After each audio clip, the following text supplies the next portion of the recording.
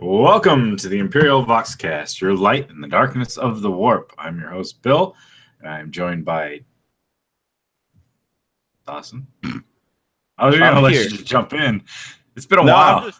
I'm just usually you would say my name and then would come the what's cracking, y'all, right? There's got to be a flow here. I know you're rusty, but come on, man, shake it off. Very rusty, man. Very rusty. And I'm not even sure the whole thing got picked up because I'm not used to doing broadcasts on here from this side of the screen. It's a new dangerous world, right? Like, this is all crazy and different, and yeah, people may notice that we're not the same people we used to could be. Yeah. Oh, before we get too far, I'm going to say, because I'm not sure how to splice in our normal intro, but we are adults and we talk about adult stuff and we might use adult language. So if you let your kids listen to this, what, Dawson? You might be able to. Oh, God, I don't even remember. You should be a better parent. You should be a better parent. Yeah. Something like that. Yeah.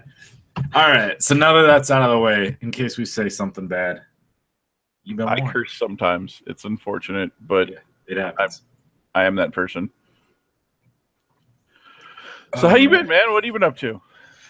I've been good. Starting a new job, so making better money, working a lot of hours, but enjoying life a lot better. Been playing. The only gaming I've really been getting in has been online role playing, like D&D 5th edition. Just ain't nothing wrong with that. No, it's pretty cool. Like, I mean, same reason I kind of got into Vassal for a while, right? Like, you log in and you start playing, and you go for like 4 hours or so, and then you're done, and you go to your bed, or you go. Yeah, but like, you're home, right? So the kids, like, you can turn around and just be like, "Hey guys, I need 10 minutes to take care of the kid for the wife," or, you know, kids sleeping. You don't have to like go out places. You don't have to worry about people coming over and waking up the baby. Like, it's just simple, right? This is the telecommuting world we live in. Yeah, luckily, I mean, it makes it possible for, dads and busy people in general. And moms. Don't forget there might be like a mom somewhere. That's true. So that's been dominating my gaming world. But I've been excited, ready to hopefully get some more 40K in. My kids getting a little bit older, so I'm hoping that grab some games with some locals and, just kind of get back into it. Yeah. I mean, you still got a couple of years before we put models in his hands or anything, but he's getting there. Yeah. Yeah. When he was little and I was still painting, he would always want to paint. So I'd have to grab a model that like had no paint on it, and I'd give him just like some water and a paintbrush. He was so young, he didn't know the difference. Now he would know. Now he'd be like, "No, Daddy." How old is the kid now? 3.5. 3.5. Yeah. Yeah, I forgot you had your kid right about the same time I moved out here. Yeah. Man, it's only been 3.5 years. Seems like you've been gone longer. I've been gone. It might be 5. It's either 4 or 5 coming up right now in September. Yeah. 4? Because I moved out here in 2013. Okay. That makes sense. I think you came out not too long after I had Gabe, because you were able to see him when he was still pretty little. Yeah, I did. I came and visited you to see the kid. And you guys came out to Vegas too.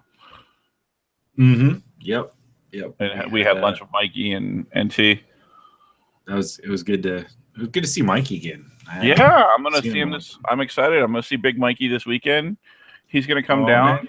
And that, I guess, that segues into like what I've been doing. Because he's going to come down so that we can get together and play War Machine. I'm going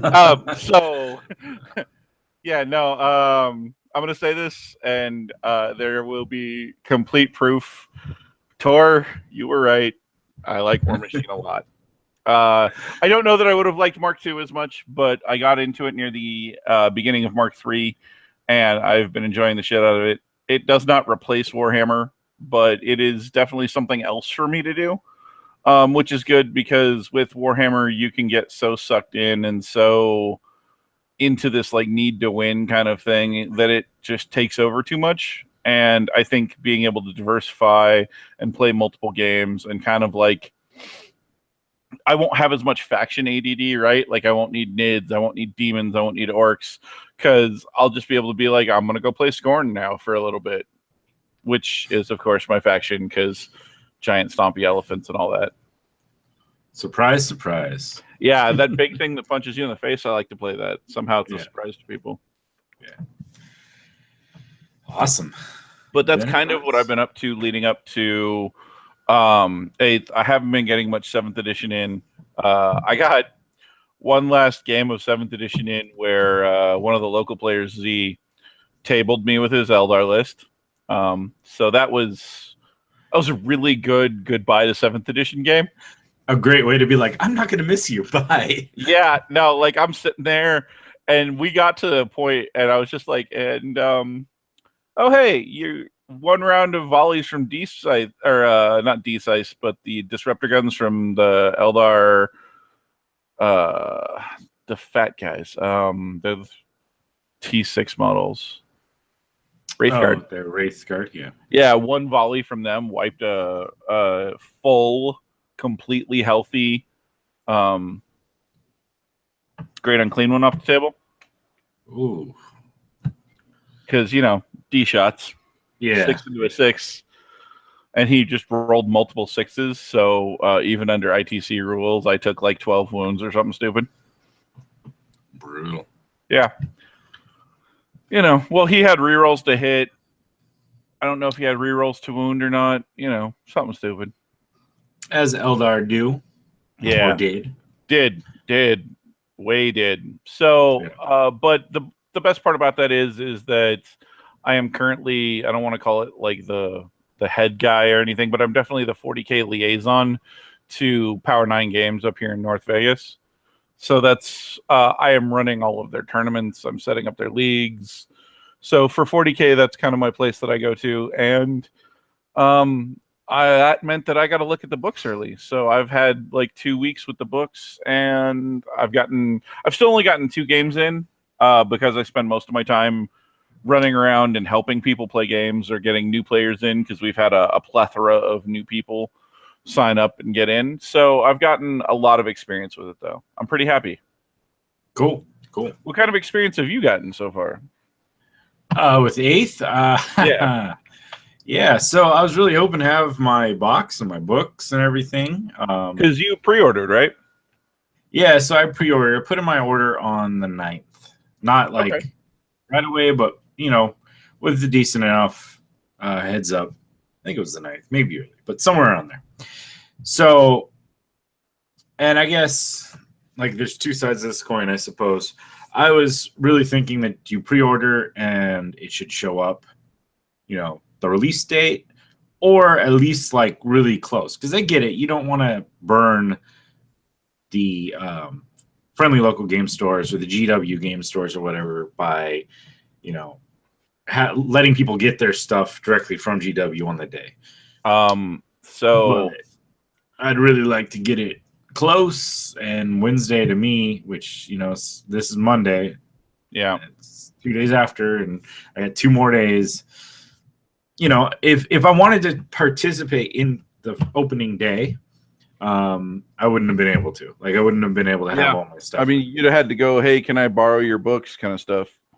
Yeah, and if I knew, I would have just waited, because I could have gone after work today or after work yesterday or something, picked up my stuff from the local game store.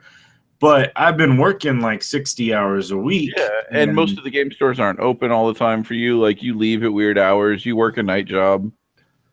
Yeah, so it's like trying to just figuring, I don't know exactly what my schedule is going to be. Let me just pre-order and let me get my stuff.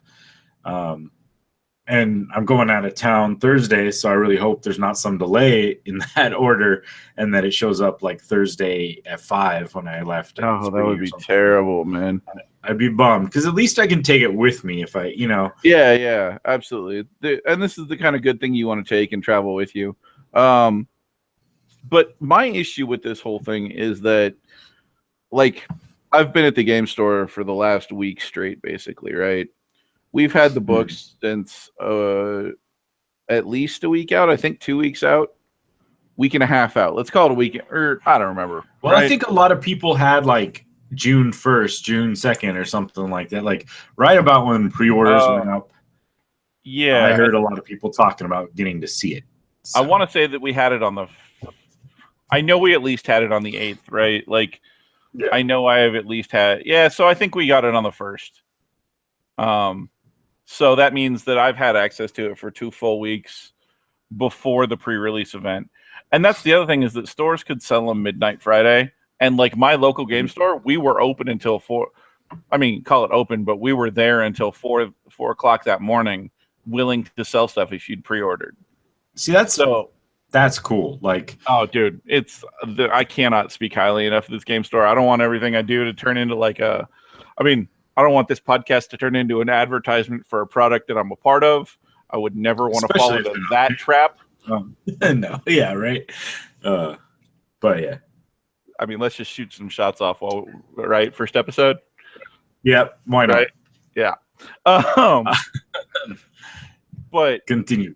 The game store I'm at is amazing. Like, there's where they're looking into putting in a bar.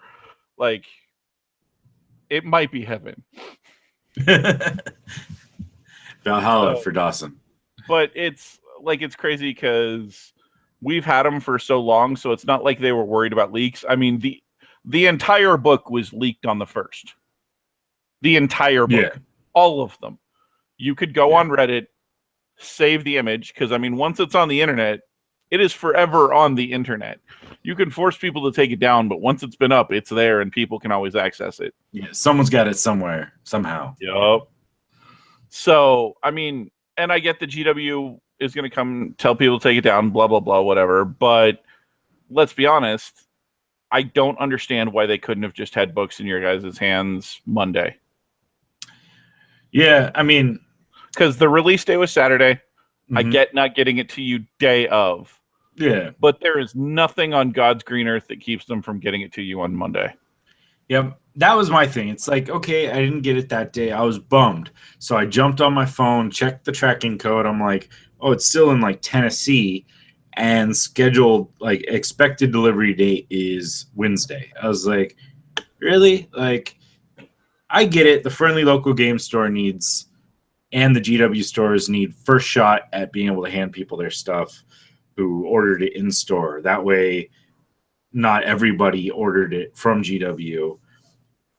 But, you know, honestly, like, if they had put like a little disclaimer when I was ordering it, like, you know, this will be delivered, you know, 3 to 6 days after, you know, the 17th or something, I would have gone to the local game store. I'd rather them have my $200 that I spent on pre-ordering stuff and GW get their cut through them than me go ahead and like order it through GW, pay full price. Yeah. Whereas I could already go on Amazon right now, order the same box set for $30 less. Jeez, that's insane. Yeah. Because I checked it today because I was just like, I'm curious. Like, if I ordered it through Amazon today. Yeah, the worst part is if you order it from Amazon today, you get it the same day you're going to get yours. Yeah, probably Wednesday, and I pre-ordered it. And like, yeah, that's insane to me. Because, I mean, Amazon, let's be honest, when Amazon does shipping, Amazon does shipping.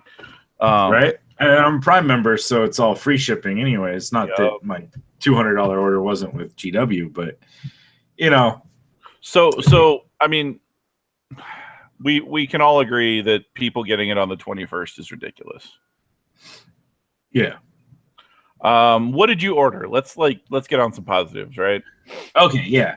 So I was excited. I'm looking at the box sets, right? And man, that just the starter box alone to start with is a pretty phenomenal setup. So, I mean, this continues in the same trend that they've had with all the Black Reach boxes, the Dark Vengeance boxes. Oh, yeah. Right? Like, every one of those boxes has been a fantastic deal. I remember when I first got into the hobby, when we first started doing this, I bought 4 Black Reach boxes. Yeah. I traded half my orcs away for cost of the boxes. He bought the orcs.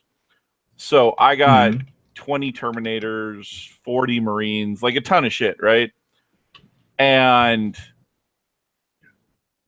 at the time, Blackreach was way too cheap then because that was only like $80 or $60 a box. If that, like ridiculously it was. cheap. Phenomenal models. Mm-hmm. They were good. Oh, I guess I should say good models. Like they good, were good solid enough, models, right? Like, and they were super easy to put together. That's especially for the prices. You know, you're like, all right.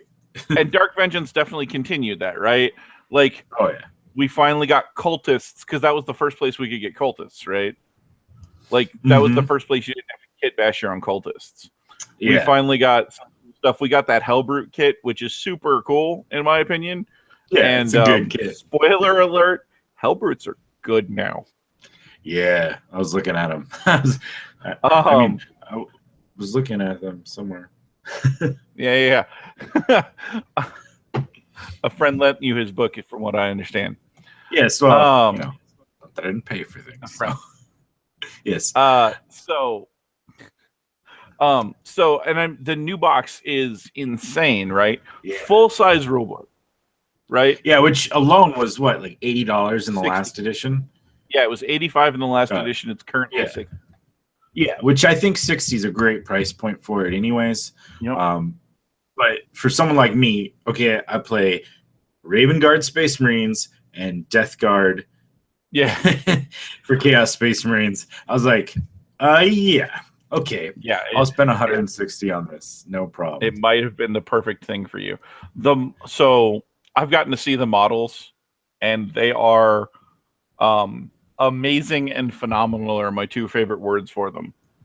The Death Guard models are massively bloated, grotesque, amazing sculpts. They're also not what we would expect. So GW has departed from the like snap to fit, easy put together starter box, and these are just sprues, bro. Like they're limited sprues, but you're definitely getting. You are putting together real GW models. This is not the kiddie pool anymore. Yeah, which is cool. Like, I mean, there's two sides, I guess. If you're brand new to the hobby, that makes it a little bit more daunting. It's still not tough, guys. Like, if you're new and you're watching this and you're like, I don't know. It's not that tough. Get in it. And if you have to, go to a local game store. Like, honestly, like Game Empire down here in San Diego, there's a groups of people that professionally paint at that store. Like, that's just their spot that they sit there and paint. And they're really cool guys. They'd be down to, like, give you some pointers. Or just ask your store owner. More than likely, he plays the game, and they'd be happy to help you out if you have any questions. But for us, like veteran gamers, or especially like modelists, like having sprues is perfect. Like you take it, and if I ended up buying like 4 of these box sets, which I'm not, but like the models in there, you really could. It's tempting, right? Like, and then I could take those and mix and match, kit bash, and you just like you wouldn't have the same 2 models if you do it right. Yeah. So, and the big thing is with this is I actually really like the change. The snap together models are nice. They're easy to go. You can get to playing very quickly, which is I think what they were always concerned with. My big thing is that I remember going from like, hey, I'm going to put together these 40 Marines. Wow, this is like insanely stupid easy, to I'm going to get my first Terminator kit. Oh, holy hell, what did I just get myself into? Right?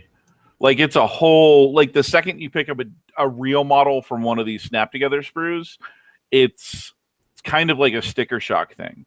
And so I think that I much prefer this way of doing it. Okay. I mean, it didn't take. I started with pewter models anyways, so you either went from like having everything all together, or then when they started getting the multi parts, you were like doing pewter on pewter or plastic on pewter. Or pewter on plastic. Like that was the big one, right? We're gonna do the big part in plastic, and then here's like all the little metal pieces because they're expensive to make on plastic. Yeah, you're like, really? Come on.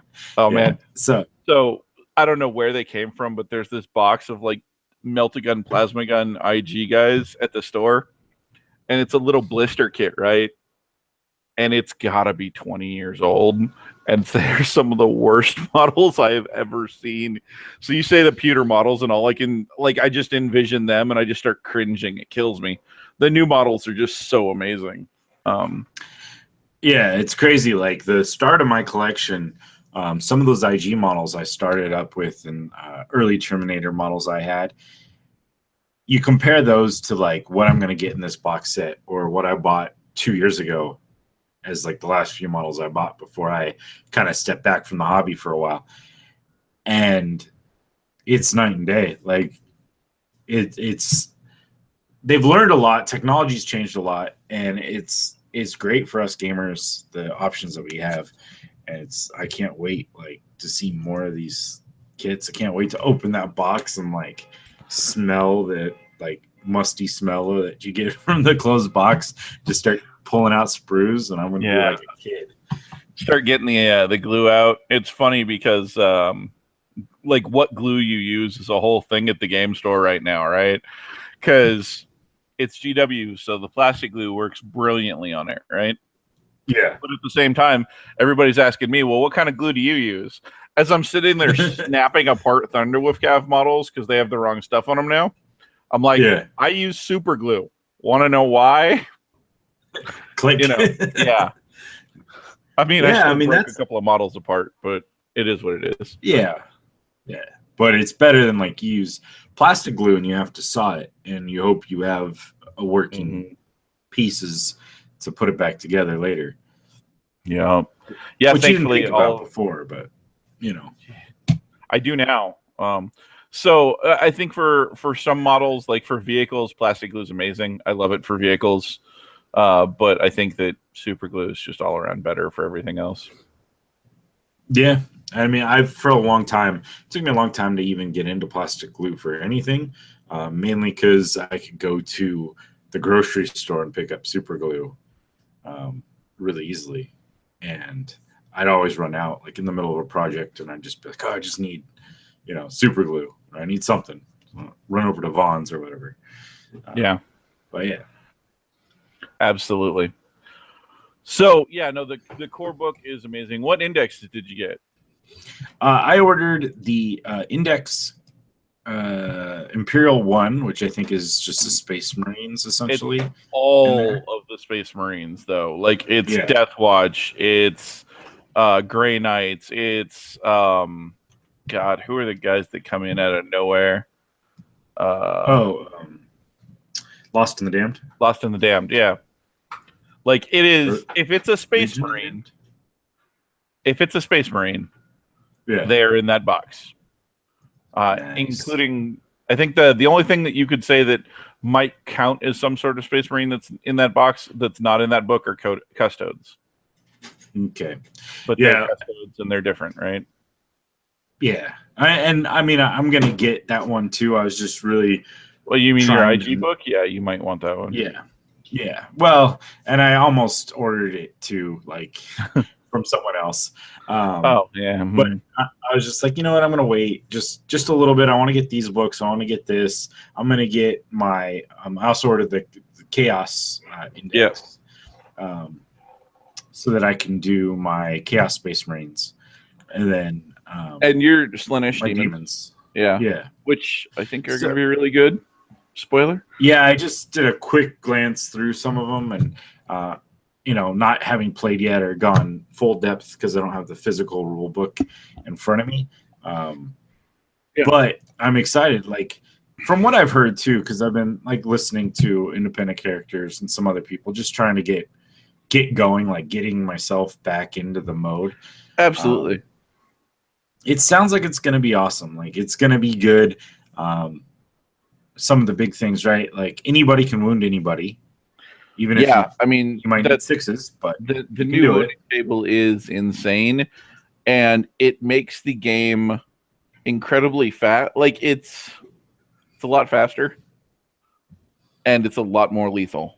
And that is like one of my first games was I played 1,000 points of Terminators, right? It was an Interrogator Chaplain and 3 units of Terminators, like 4 Storm Shields, and then a Cyclone and Chain Fist, or One of them had an assault cannon power fist combo. And I was able to like, it was up against just all jump marines and everything, right? Not a lot of special weapons, not a lot of melta. In the last couple of editions, how many I'd have had a ton of Terminators left over, right? Because as soon as I get into combat on a 4x4, I just destroy them and they don't do anything past the 2-ups, right? Yeah, definitely. I ended the game with like 3 Terminators alive, and he ended with Shrike. And it was like Shrike on one side and my 3 Terminators on the other, and we were tied. That's awesome. Yeah, it was nuts, man. Very cool. So yeah, I mean, one of the things I had a problem with in the last edition was knights, right? So yeah, you have someone bring a knight or 2 in an army, and you're sitting there with only so many things that can deal properly with the knight. And you're just like, oh, well, good game. This is awesome, especially once they get into close combat. Because they can jump into a unit that can't do a lot, and then you just got to hope that unit can last a couple of turns just to slow them down while you work on other things. It just got pretty blah. I mean, still, a knight's going to be strong. I mean, they're incredibly strong. So one of the big things with knights, and I mean, I think most of our listeners have a pretty good idea of probably how the game works at this point. I know you are quite up on it, but you can always move out of combat now. You can just leave combat. If you do so, you cannot shoot or charge. Okay? Unless you have a special rule. So, like, if you have the fly keyword, so if you're jump pack, jet pack, any of the flying vehicles, anything like that, you can just leave combat and still shoot. Okay. So that's really powerful, right? Like, I'm going to leave combat with this dedicated assault unit, and my whole army is going to turn on you and shoot you. Yeah. Right? That seems really good. Knights can not only leave combat and shoot, but they can leave combat, shoot, and charge. Ooh.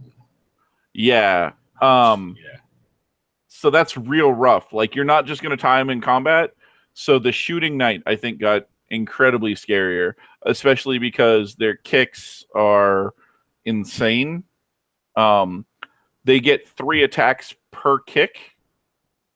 So every kick of their 4, they get basically 12 kick attacks a turn in close combat. Yeah. Because they have an attack profile or whatever, which is 4. And then for every attack they spend on a kick, they get 3 kicks. That's crazy. Yeah. All right. I mean, their sword does straight 6 damage. So, that's no joke. Yeah. Yeah, no, that's not bad at all, for sure.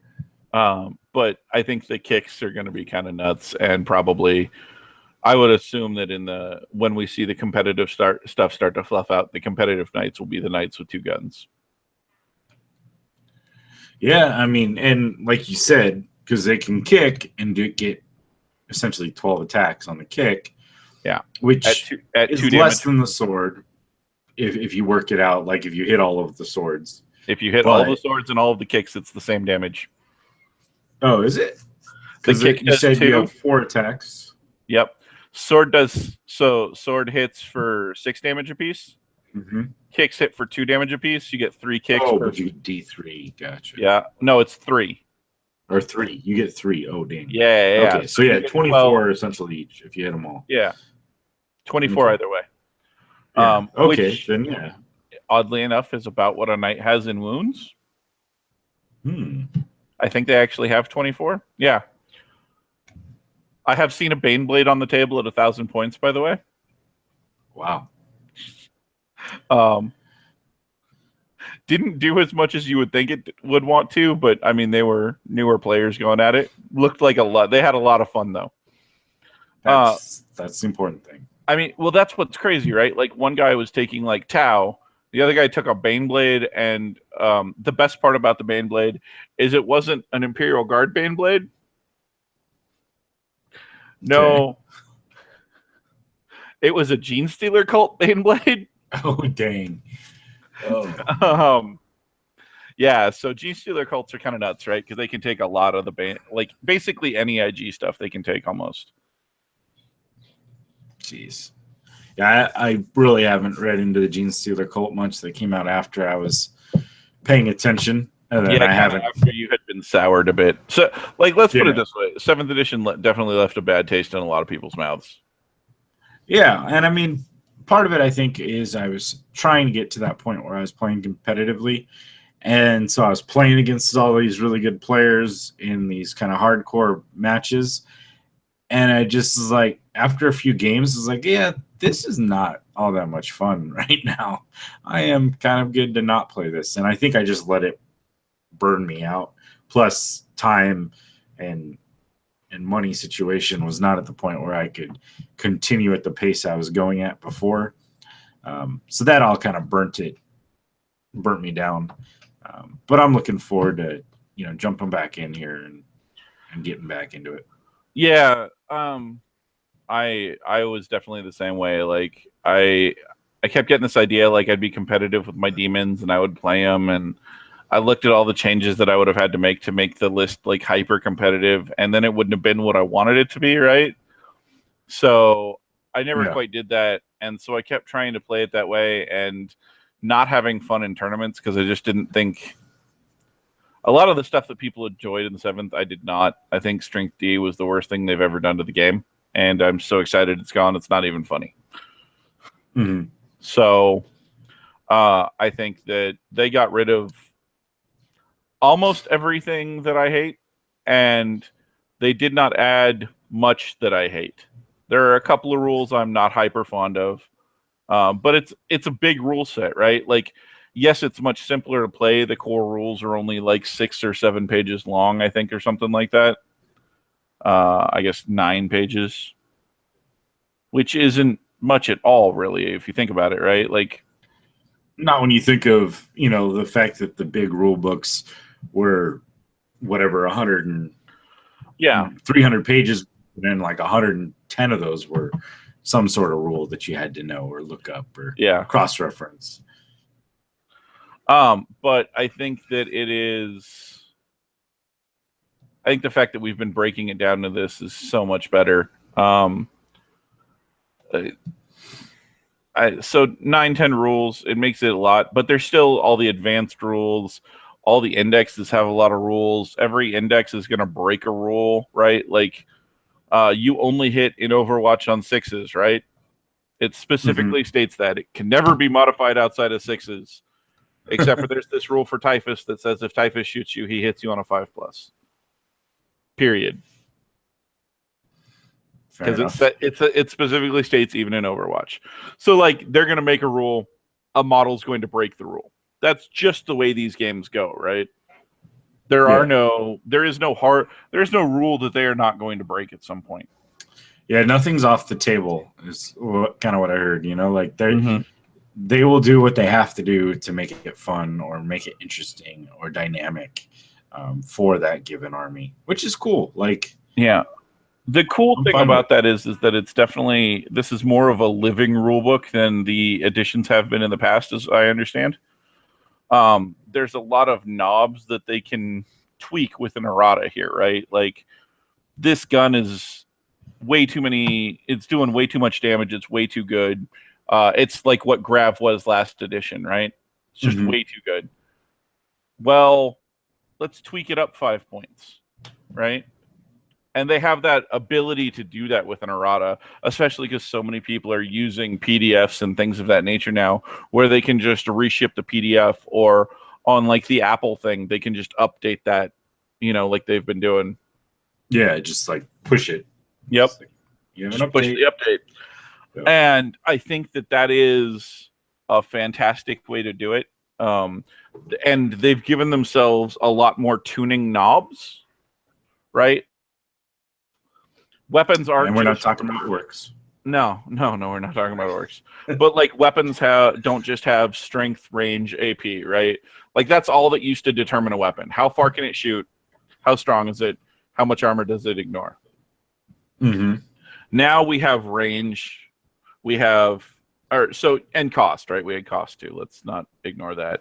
But now you have cost, you have range, you have strength, you have AP, but AP is a much different subject. And then we have damage, and I think damage is actually the most interesting one, right?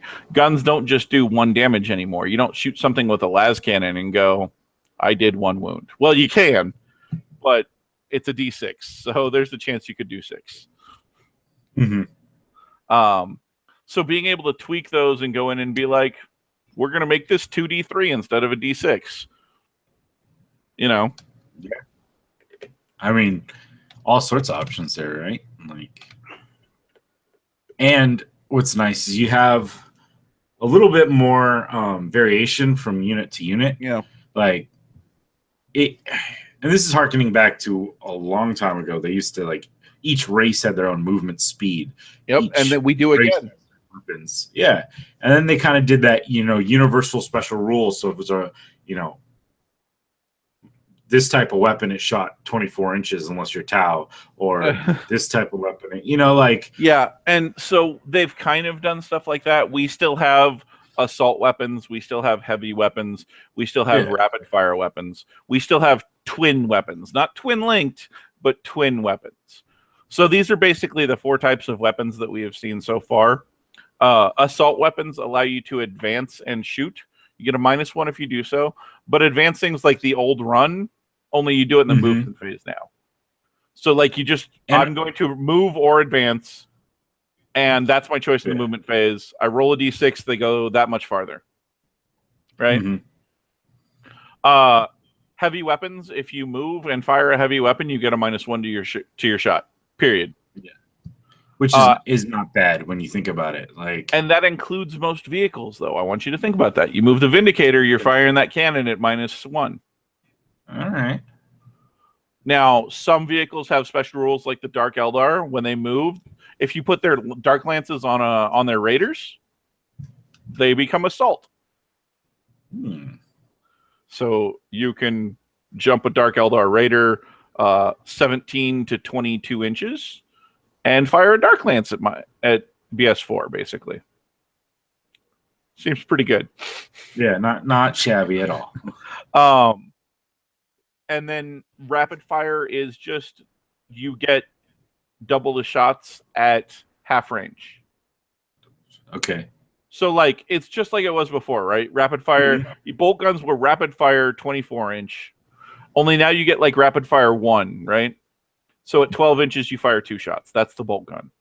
Okay. Storm bolters have changed. Storm bolters are 24 inches, rapid fire 2. All right, so it's 12 inches. 4 at 12 inches. Yep. Like, think about how many shots that is out of a shooty Terminator squad, though. Yeah, I mean, that 12-inch range, and you just blasting away at things. Yeah. Like, you can do 20 plus 2 missiles out of a 5-man squad with a Cyclone, and the missiles have changed, too, right? So you can still do crack or frag. Crack missiles are your strength 8, AP minus, 3, I think, D6 damage, right? So they're definitely for taking out those heavy vehicles and stuff like that. Or you can do D6, Cyclones can do D3, Typhoons can do D6. But the cracks are usually D6 shots at strength 4, AP 0, 1 damage. Right? So missile launchers are super versatile, right? My current list has a lot of missile launchers in it. Because, Thunderwolf Cav and missile launchers are best friends. I don't know if you remember this from 5th edition, but it's a thing again, I think. I don't get drop pods anymore. So that's a thing. Well, there's that. At least for now. No, they're super expensive. A drop pod's 105 points. Okay. You cannot put dreadnoughts in normal drop pods. That's what I heard. It's not an option anyways. I think it's a force to get people to buy dreadnought drop pods. Gotcha. Which, having read the rules for them on their book, they're 120 points.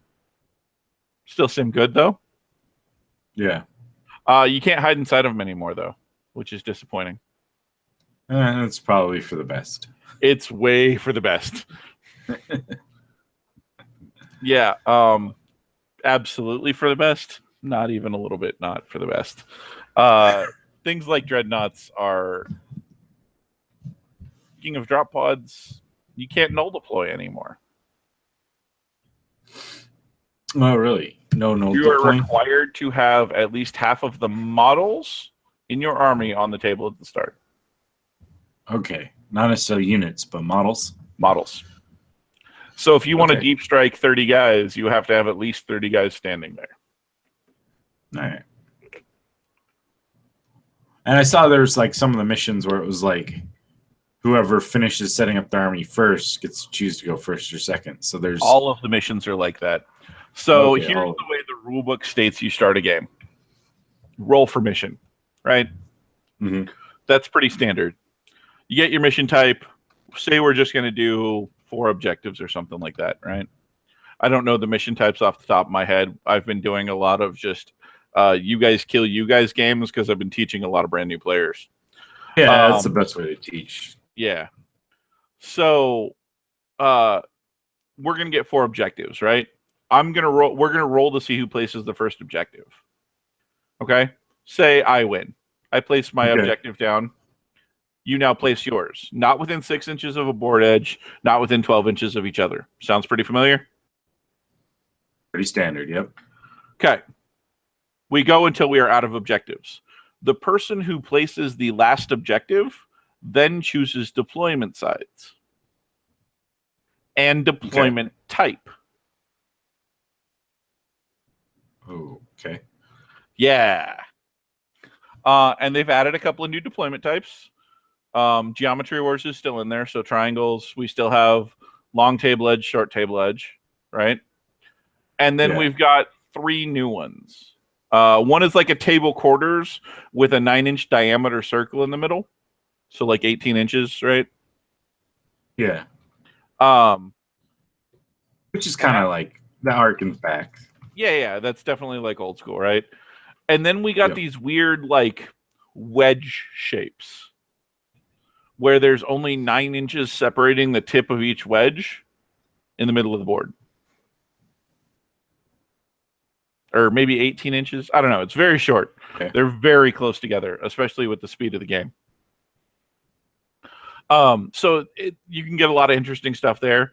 But basically, they believe that you're given the first person a lot of advantage in where he puts the first objective. And I think that's true, right? Like, if you are careful with it, you can definitely force things out with it, right? I'm going to set this. Yeah, you can kind of dictate direction. Yeah.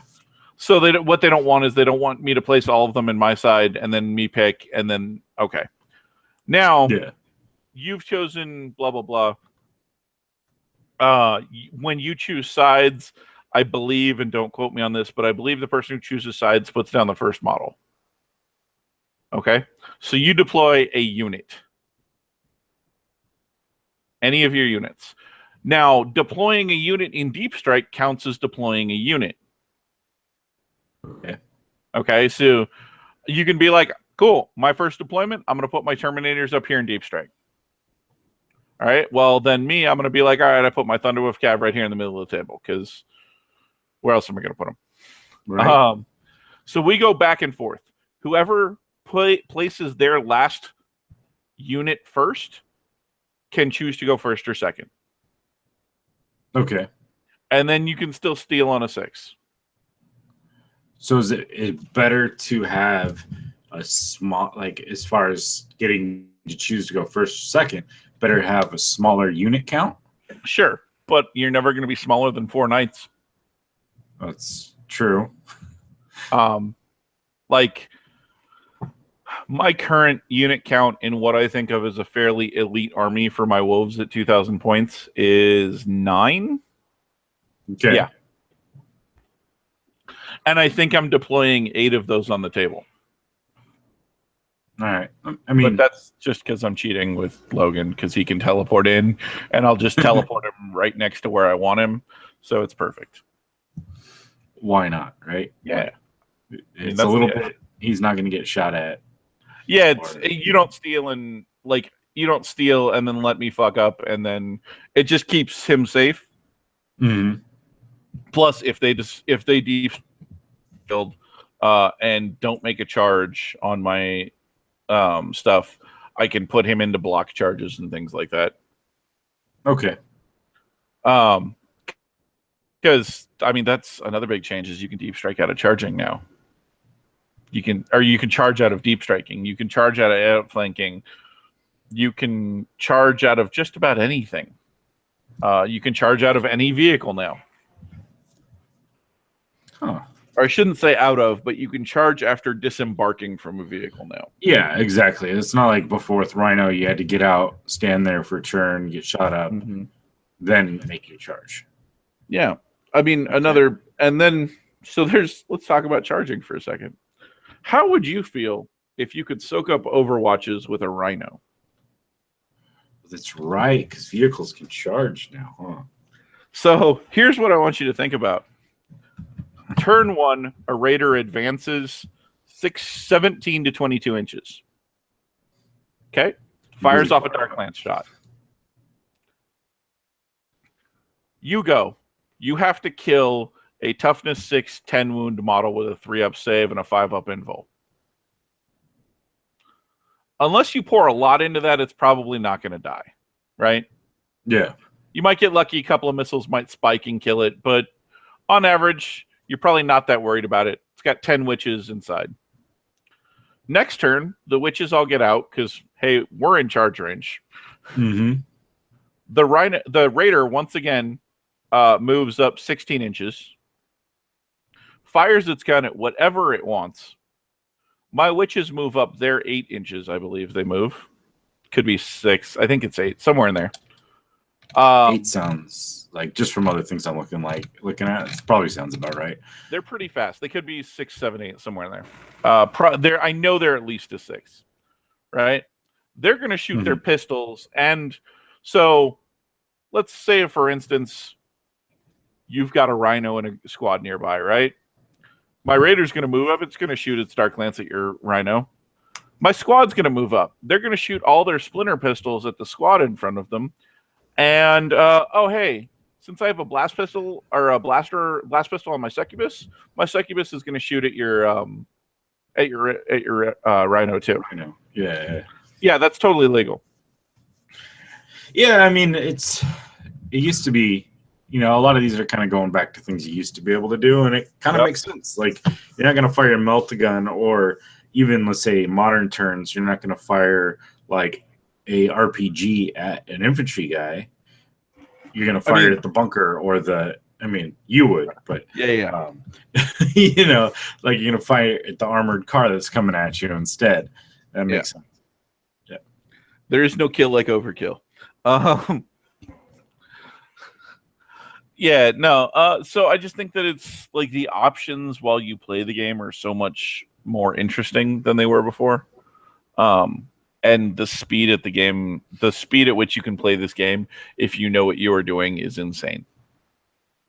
Yeah, I'm looking forward to that. I mean, I'm sure it's going to take a little bit of learning curve for most people to get used to the new changes, or for new players to know the weapons well enough to be like, oh, the melt-a-gun is not going to fire at that infantry guy. I'm just going to fire at the Rhino or the Land Raider or whatever, Absolutely. And there's going to be a lot of hey, what's your AP on that again? Or, if you're not like one of those people like me or you who goes out and memorizes books hardcore, there's going to be some of that going on, right? Like, let me jump to the back of my book. The cool thing is that the back of the indexes have all of the weapons laid out pretty well. I will complain once that if you are doing Space Marine stuff and you're not just like a vanilla Marine, like if you're a Blood Angel, Dark Angel, Space Wolf, it's kind of a pain in the dick because you have to jump between here's the vanilla Marines list, which has thunder hammers and missile launchers in it. But if I want my Frost Claw or my Frost Axe or, my Blizzard Shield or whatever, I have to jump over to the Space Wolf section. And so I'm bouncing between 4 different sections to look stuff up. And that's kind of a pain in the ass. Yeah, but it'll be that way for a month or two for you, man. For a lot of people, you'll be like, all right, I know what my Frost Axe does. I know what this does. I know what all my stuff does already, except for there's one guy I'm not quite up on yet. I'm bringing Harold Deathwolf now, and I'm not 100% sure on him. And I probably need to look up my Wolf Priest a little bit more. But yeah. Yeah, but technically the game's been out for 2 days now. So I mean, it came out on Saturday. It's Tuesday. Yeah. 4 days. No, it's still Monday. But is it still? God, it's still Monday. I mean, it might feel like Tuesday. It's been on.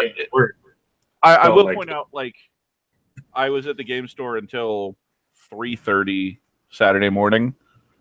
I came home. Home is a 30-minute drive, by the way. Yeah. Sure.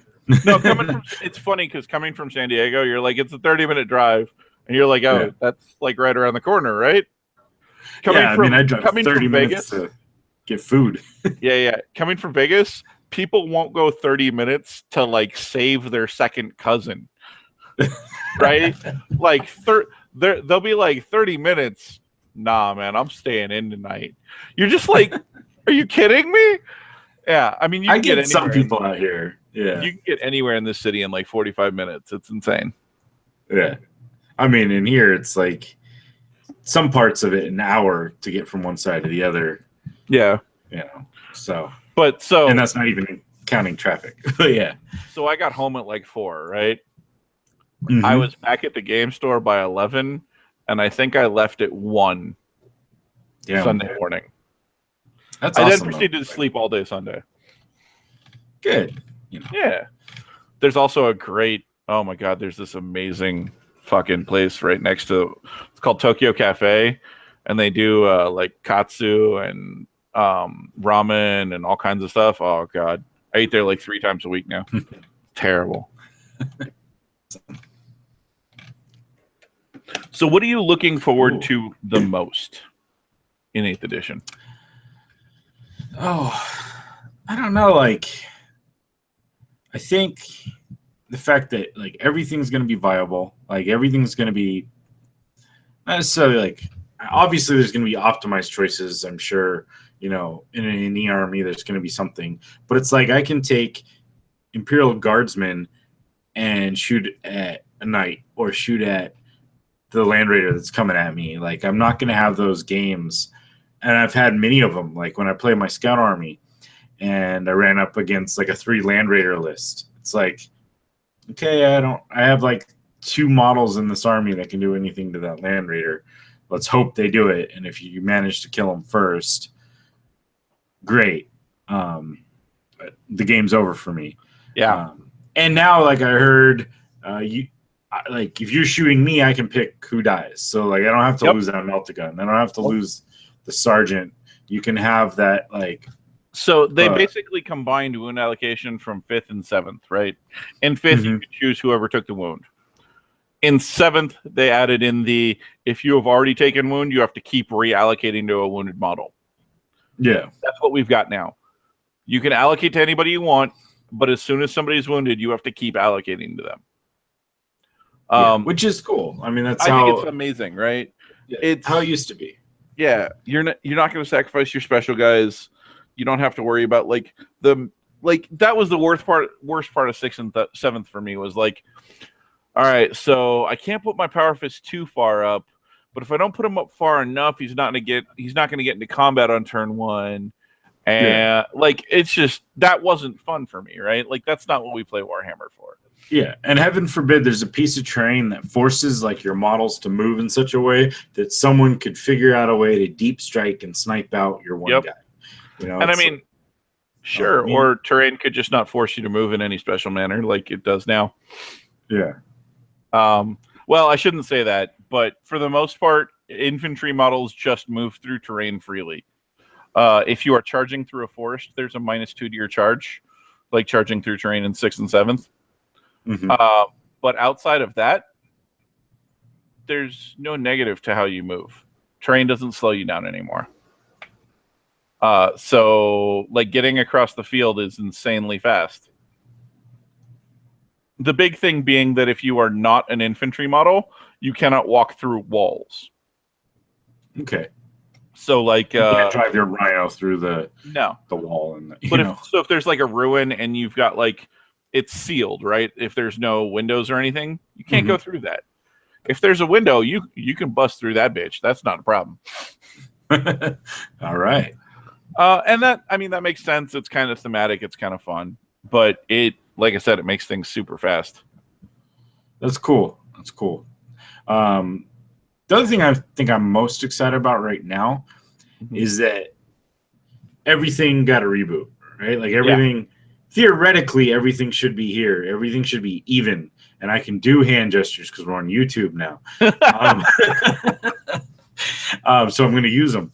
But yeah, everything's going to be on a flat line, theoretically. Now, there might be some here or there, which I haven't had a chance to analyze that. But there was this point where there was power creep in codices and everything. So you'd get the one that just came out is going to pound the guy that came out at the start of the edition. Yeah. And then you can get the treatment like Chaos got quite a bit, where you get a book and it really isn't very good at all.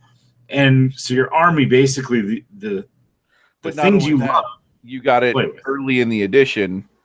Yeah. So you don't get a new one forever because you got it like, hey, look, we're the first 7th edition codex. Why are we bad? Yeah.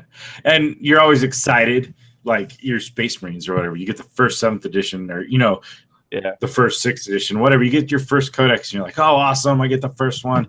And then a few months down the line, they release something else. Or in 7th edition, they're like a month later, they release something else. Like, or 2 days, or yeah, like you're all excited, you're gonna be good, and then you look at it, you're like, dude, I just got hosed. Like, they got the same things but better. Yeah. And from what I'm hearing, the indexes should have all of the rules for models that we have access to currently, right? Mm-hmm. And codexes aren't supposed to supplant indexes. We are going to get codexes, but from what I hear, and this is just rumors and all that stuff, codexes are going to have like specialized detachments, specialized rules possibly for those detachments, kind of like the formations we had in the past. But nothing, I don't know. I'm not going to say nothing backbreaking, but hopefully nothing backbreaking. Yeah. And like, okay, cool. I'm going to get my, like, I think what they're going to be more like is, do you remember like the Clan Rakan book? Mm-hmm. Yeah. I expect that we're going to see codexes to be more like those. Smaller, here's some fluffier options for your very specific chapter, craft world, whatever else you want. Whatever, Fleet, yeah. Like, and I think that they're all going to be very specific. Like, we're going to get a codex, not for Necrons, but we're going to get like a, God, I can't remember what their thing is Coptech or whatever. Yeah. But it'll be something like, here's the one that's got Imhotep in it, and here's his faction, right? And you'll get like faction keyword books is what I think codexes might be. I could be wrong. But I think that if they did those at like 15 or 20 bucks, everybody would buy up a ton of them, right? Like, it would be awesome. So yeah, I'm kind of hoping that's where they're going. The price points on indexes and the rule book make me super excited for the future. So yeah, it looks like they've realized, or they've gotten to the point, like they've always said we're a model company, but then the rules alone were expensive. And at the rate they released some of the things, like in 7th edition, was prohibitively expensive for those of us who need to have every codex. So now, like at $25 for these indexes, there's like almost no reason not to have a majority of them. Yeah, or at least all the ones that you play. Yeah, at least that. And if you're crazy tournament player or whatever, it's like right now, what it was like $125 or something like that to get all of them. It's it's not that bad to get into that, versus if you think it was 16, 17, 18 of these things at $50 a pop, like, plus they're all the hardback thick, and you got to carry around all those if you're going to go to a game store to play. Yeah, I mean the index book collection's $125, and that gets you all 5 indexes. Yeah. And so I mean, you're looking at $185 to walk out the door with everything. Yeah, all the rules books as they stand at the moment. sans any Forge World updates or anything once those come out. Those are out. I don't know what their cost is just yet. I haven't looked at them. That's okay. I've gotten a chance to look at some of the books, but they're running for €15 a pop. That's not bad though. Like, and you can get the whole index collection for €60. That's not bad at all. Like, no. Yeah. So, I mean, that's cool. It's kind of a Games Workshop going like, yeah, we know everything was a little expensive. Let's make it. You can get your rules anyways, and then the models are still, I'm sure, going to be similarly priced to what they were before. But models aren't going to come down in price. No, but they're phenomenal models. Arguably best in the business. Yeah, depending on your aesthetic, but those of us who have been in the grimdark for so long, we love it. So yeah, I'm excited. Yeah, so I'm looking forward to getting that box, hopefully on Wednesday, and just kind of pouring over those books while I'm away, and just enjoying a weekend off. There you go, chilling. So yeah, I think that you're excited for a lot of the same things I am. Everybody that comes up to me that's like a lot of the guys who played locally would come up to me and they'd be like, so what do you think of the edition? And I basically have 2 to 3 things to say. The first is I have yet to pick up a book and find a model that I think is worthless. That's cool. Yeah, I mean, coming from some, like, you guys as listeners, you guys know how hard on units I can be, right? Yeah.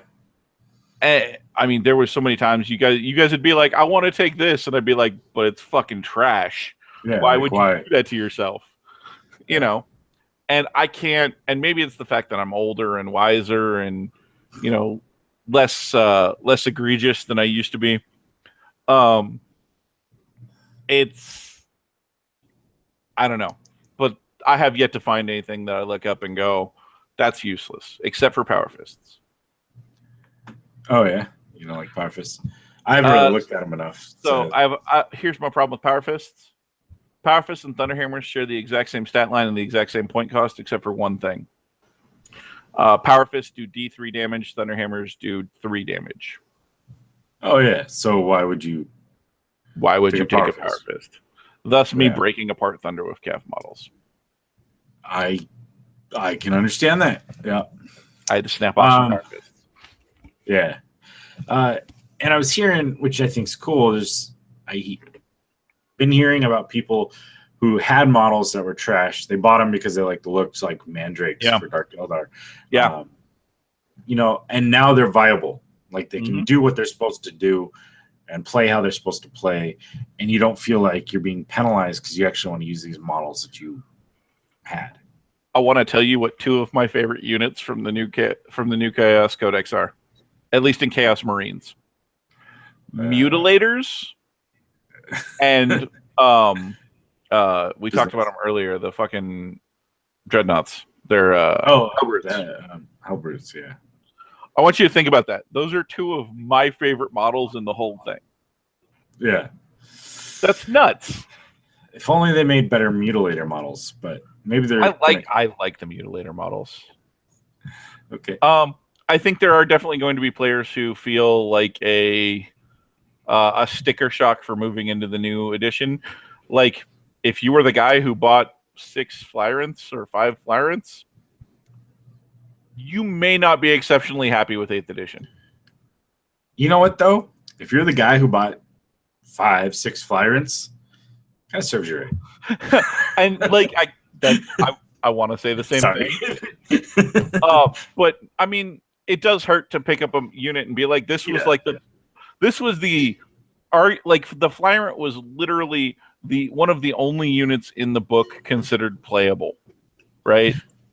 Like, yeah, that old Tyranid book, so many people thought everything was trash, and in the new book, they are not quite what they were before. You're not going to just go kill their army with a Flyrant, and that's fine. Yeah, no, it's a good thing. And honestly, I do have to say, for people who had Tyranids, I know I was being a little flippant, but yes, you played what you had to play in order to make your codex playable, and I get that. Like, and as long as you weren't the guy who went out just to buy Flyrants and play like Flyrant Do you remember that guy at the LVO that we were with together, and he had the 3 Flyrant, 3 Night list with 3 Mucilid spores? Yeah, I saw that. As long as you're not that fucker. As long as you're not that guy. Yeah. Like, if you're a listener, bro, I appreciate you, but that army could go suck a dick. Yeah, and there's our mature content for the evening. Yeah, right. There is what you like.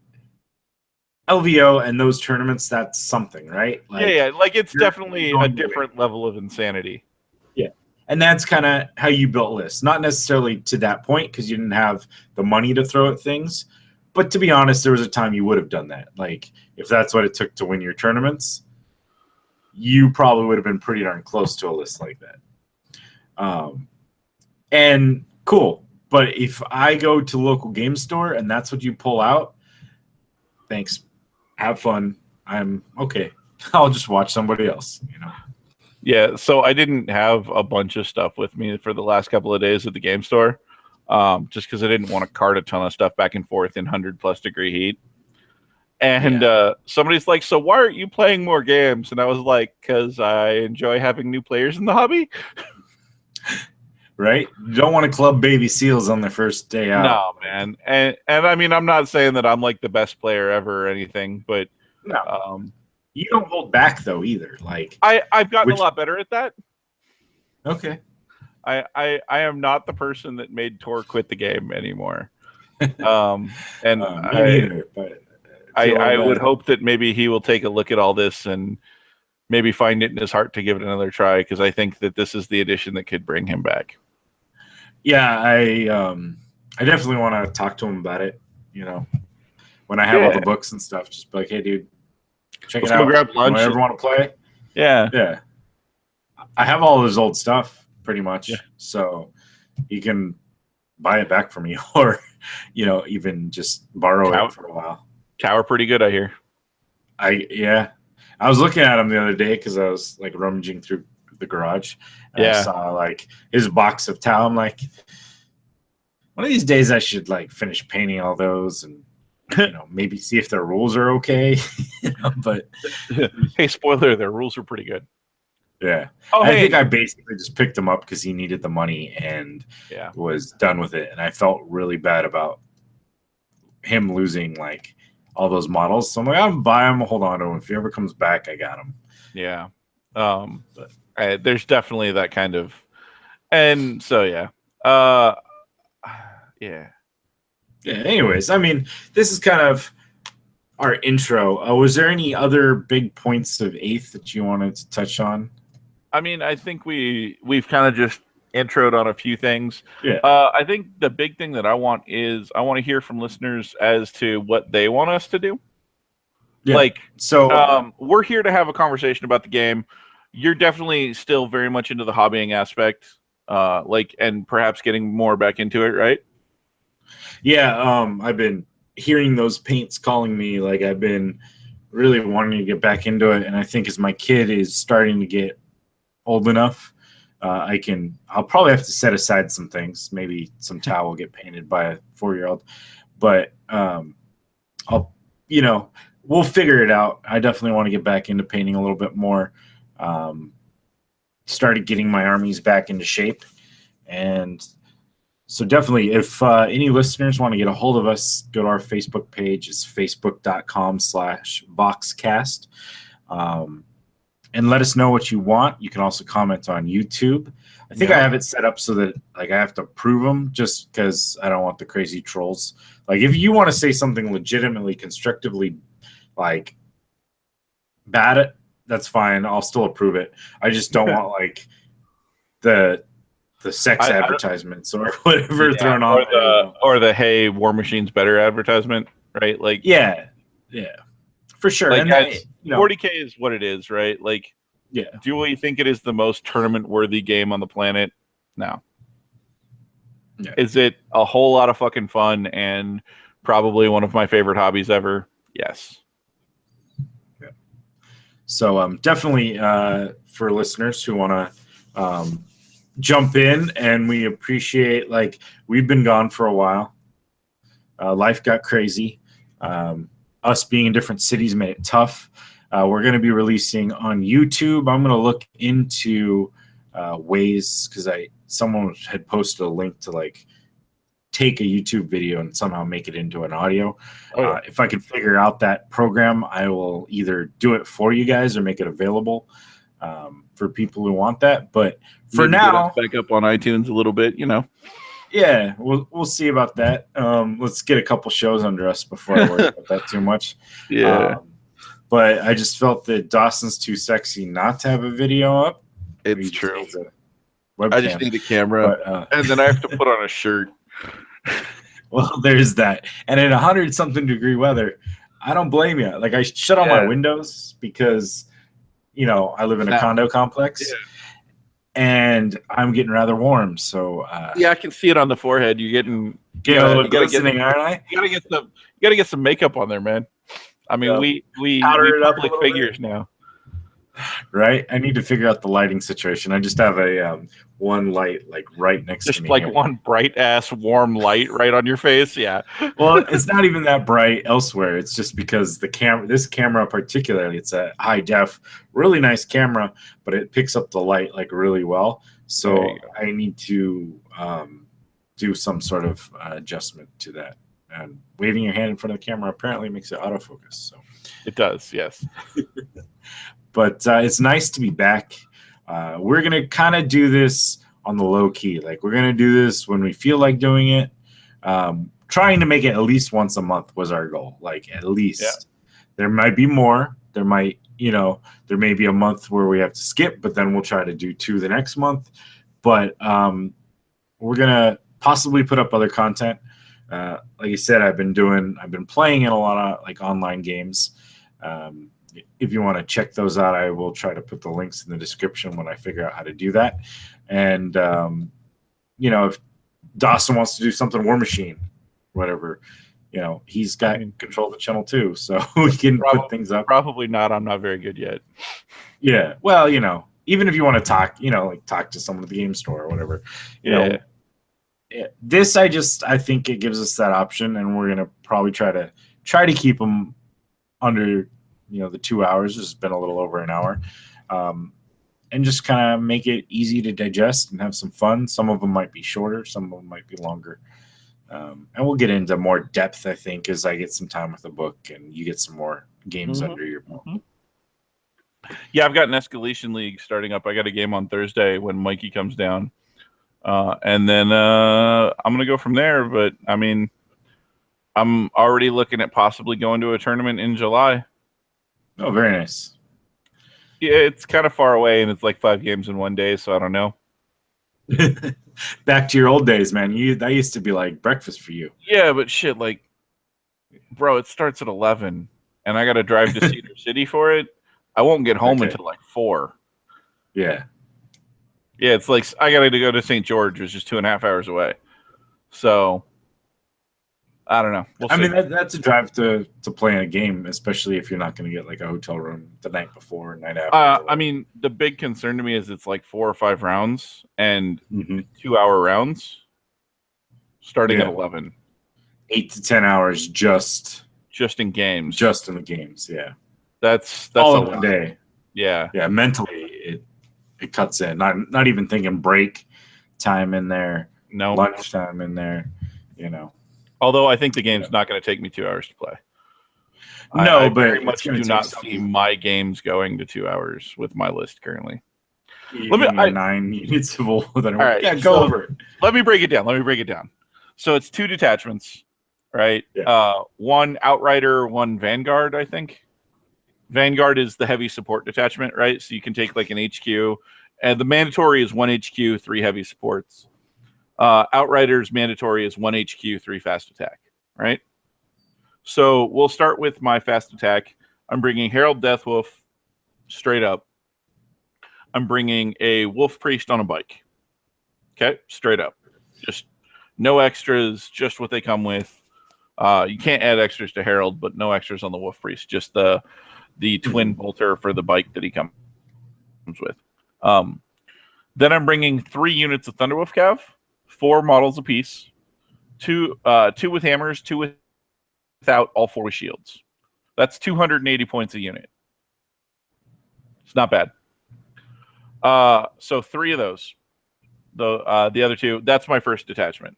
My second detachment, I'm gonna get to my HQ last. So I'm bringing 1 HQ and 3 heavies. My 3 heavies are 3 squads of long fangs with 5 missiles apiece. So 15 missiles a turn. So I either fire out 15 d6 shots, or I do 15 d6 damage if I hit with all of them. Turns out hitting with them is going to be pretty easy because I had 190 points left over, and it turned out that Logan Grimnar in Terminator armor is 190 points, and Logan lets you reroll all hits from units within 6 inches. So that means like 2 Longfang squads are going to be right next to him. So Logan's just going to let me reroll hits on like at least 8 missiles, or at least 10 missiles. Yeah, and geez, like even though you're paying 190 points to have him sitting there, he's A, babysitting, and B, allowing you rerolling those missiles with that kind of damage and versatility. Yep. Rerolls to hit. There's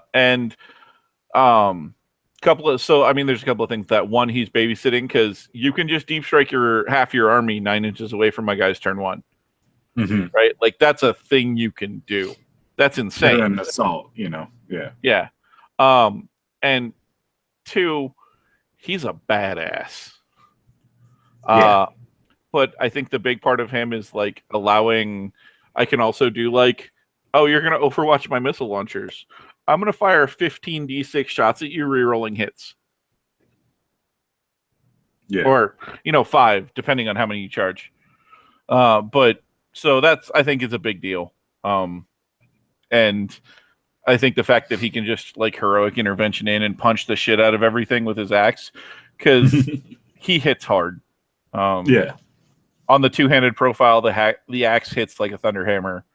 On the one-handed profile, it hits for 2 damage a pop at like -3 rend, like a better power sword. And he's +2 strength on that, so he's strength 6. So, and that's really important because you want to be over the strength 5 breakpoint. Yeah, you want to be able to wound the bigger things on a 5. We haven't seen anything over toughness 8, so that means that strength 5 is a really big breakpoint. Because it means that you're never wounding on 6s, right? Yeah. You're always on 5s. And that's, I think, really important. Going from 1/16 or 16% to 33% is a big deal. Yep. Math still works. Definitely. But we'll get probably more into some of these aspects of the rules and how they affect either both our armies and armies in general, like we used to, informative and kind of just entertainment stuff. But we may throw up some polls, or for a while just take suggestions. What is it that is most interesting to you guys? What is it that you want to hear us talk about? Honestly, what do you want to hear Dawson talk about?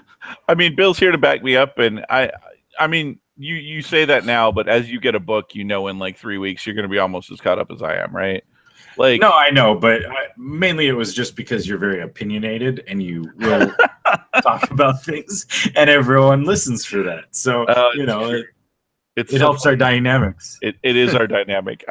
Apparently, I have to curb my the fact that I'm more reasonable and go back to being a dickhead. Well, you got to find that internet persona back again. It's been a while. Oh, it's there. I just don't bring it out no more. It's probably okay. Tell us what you guys want to hear from us. I mean, do you want to hear us go over units? Because we can do that. We can break down what the units are and what their upgrades are and what we think are good.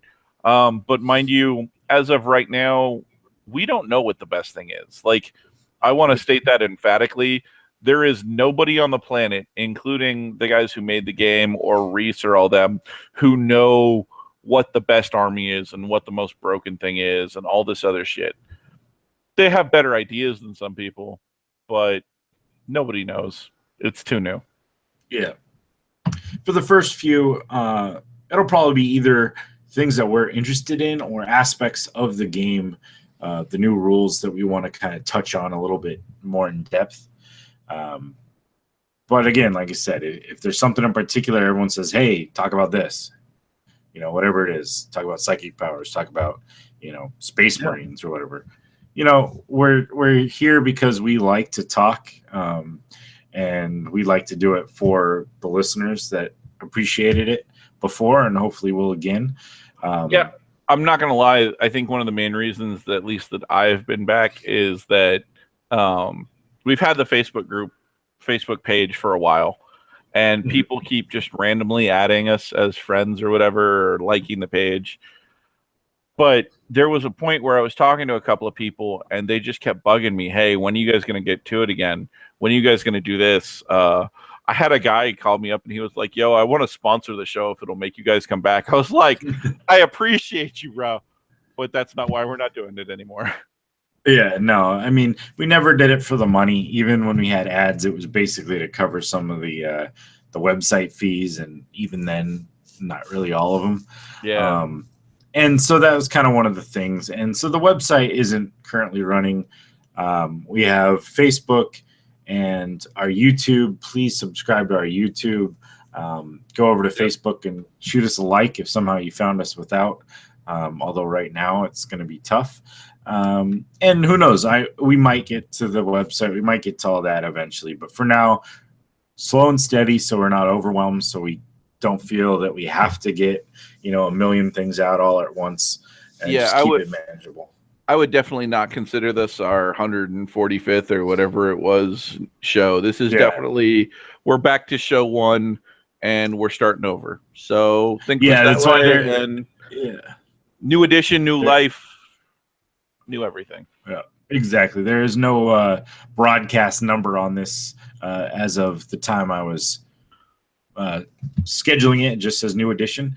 And for now, I think we're just going to kind of roll with however we want to roll with it for now, but we're not going to claim that we have, our 180, 100, whatever behind us. Yeah. It's behind us, but it's back a little ways. So we got to prove ourselves again. And also, we've been doing these through Google Hangouts, and that will probably continue for at least a little while, unless we find something better. But that means that we're going to try and post up a couple of days in advance, and we want you guys to come in. To quote a guy I listen to on YouTube a lot, Mr. DeFranco there, we want this to be a conversation. We want you guys to take part. We want you guys to ask us questions, prove us wrong, tell us where we're wrong. Just do it respectfully, and we'll all have a good time. Yep. And they're set up so that you can live chat. I was monitoring it in case someone found us by some miracle of chance. But as we grow, as people realize we're out there, and I post it with a little bit more than a few hours advance notice, we'll start getting people. And we probably will take portions of the show, whether in the middle or probably more likely at the end, where we'll just kind of scan the chat for questions or, go into things like that. But, we're going to experiment with this new technology, this new way of doing things. And, we used to do the live streams when we were recording, live records, which we had a blast with, but just our schedules didn't maintain. So we'll try to get it. And if we can, we'll try to set up like this Monday of every month, or this whatever day we figure out may work best for us, and then alter as we have to. Yep. So let us know what you guys think of those ideas. And if you have any kind of requests or ideas, drop them on the Facebook page, drop them on the YouTube comment. That's what we're all about. Yep. Thanks for listening, guys, and good night. Thanks for coming out.